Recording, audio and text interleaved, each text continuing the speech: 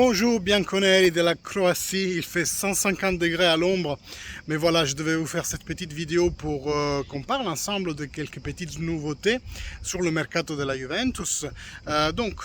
Tout d'abord, like, commentaire pour faire grandir la chaîne et ensuite abonnez-vous. Si c'est votre première visite, je m'appelle Michelangelo et comme vous voyez, même en vacances, j'essaie de vous apporter un minimum de contenu. Alors, qu'est-ce qui se passe en ce moment? Commençons par Matthijs de Ligt.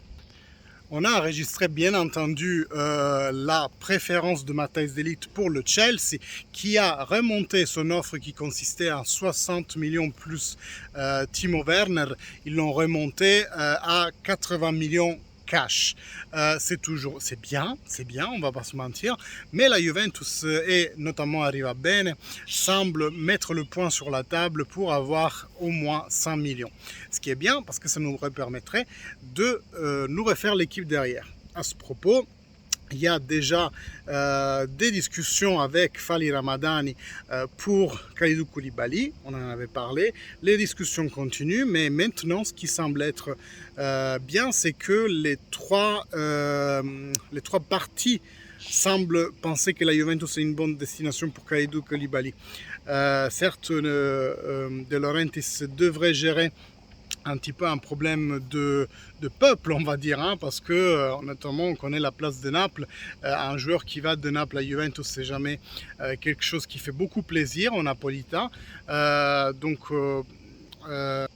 Si en ce moment il y avait une piste en première ligue pour De Laurentiis, ça serait mieux. Ça n'est pas le cas, donc la Juventus semble la seule solution à ce jour pour Kalidou Koulibaly.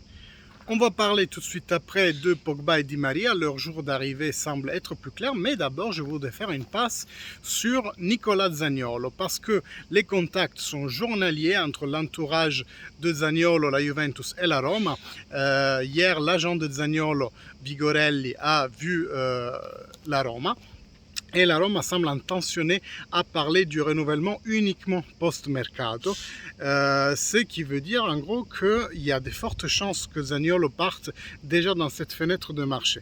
La Roma continue à en demander 50 millions, la Juventus ne l'évalue pas autant, mais attention aux contreparties techniques, parce qu'un premier nom qui est sorti est celui de Denis Zakaria.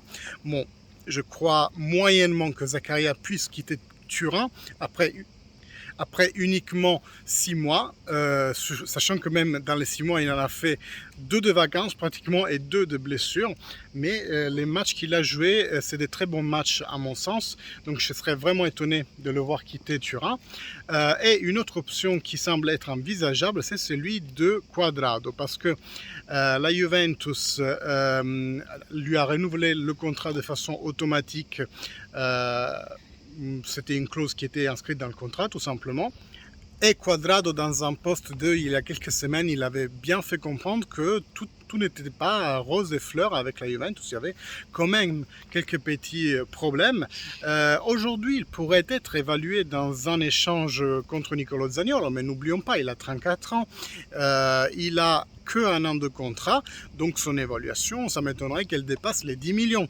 Et même avec ça, je pense qu'on devrait s'estimer hyper chanceux qu'il y ait une évaluation du genre. Attention, qui est cette évaluation, pas qu'il parte. Après, voilà, 34 ans. L'année prochaine, il ne renouvellera pas, il partira à zéro. Donc, qu'est-ce qui est mieux? Est-ce qu'il est mieux garder un très bon joueur, hein, affectionné quand même à la Juventus, mais que l'année dernière, tu ne pourras pas monétiser, ou alors le monétiser maintenant dans un échange contre en fait son futur. Zaniolo est le futur de Cuadrado en termes vraiment techniques. Regarde des petites voiturettes qui passent, c'est trop marrant, petite voiturette de golf. Bref. Aujourd'hui, en échangeant Cuadrado contre Zaniolo, la Juventus s'assurerait le futur sur le côté droit. Et attention, parce que Monblano, qui a donné cette nouvelle hein, de la contrepartie Cuadrado pour Zaniolo, nous dit aussi que la Juventus intensifie le forcing sur l'Udinese pour Molina, qui est aussi, disons, le futur Cuadrado, si on compte plus la partie terzino, hein, donc plus arriéré que Zaniolo. Donc la Juventus, en fait, si vous remarquez, elle est sur 10 chantiers à la fois. On a toute l'équipe à refaire et la sortie de De Ligt ne nous arrange pas parce que ça nous donne un chantier en plus, un chantier qu'on n'avait pas prévu. Déjà qu'avec la sortie de Chiellini, c'était difficile, mais là, si De Ligt sort aussi, il y a aussi les centraux défensifs à revoir. Donc, la Juve est sur plusieurs chantiers à la fois. Le côté droit est, disons, assuré pendant un an pour Di Maria, mais on pense déjà investir sur Zaniolo qui pourrait prendre le relais déjà en saison, hein, parce que Di Maria ne va pas pouvoir toutes les jouer, puis le remplacé pour le futur quand Di Maria sera parti. On pense à Molina comme terzino droit, encore terzino gauche. On est hyper dans le flou parce qu'il n'y a pas des pistes qui se sont dégagées à ce jour, qui ressortent par rapport aux autres. Et il est probable qu'on reste avec Pellegrini et Alessandro pour cette année. Du moins, ça c'est la situation à ce jour. Donc parlons un peu de Pogba et Di Maria. Plusieurs sources, Di Marzio, Agresti, sont assez d'accord que les jours d'arrivée de Pogba et Di Maria, ça va être dans le week-end. Donc soit vendredi, samedi, soit samedi, dimanche. Dans tous les cas, il devrait y avoir la présentation qui est faite et les visites médicales en même temps. Donc d'abord visite médicale et après présentation pour nos deux premiers achats de l'année, des achats à paramètre zéro, donc ce qui nous laisse un peu plus de cash pour toutes les autres opérations.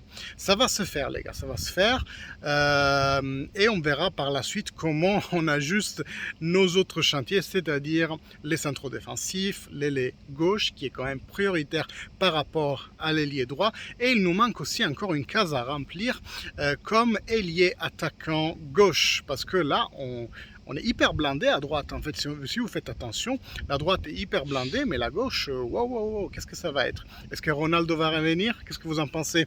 Parce que là, il veut quitter Manchester United, hein, il veut jouer à la Champions League, le petit. Ah, le petit, oh, il est mon âge.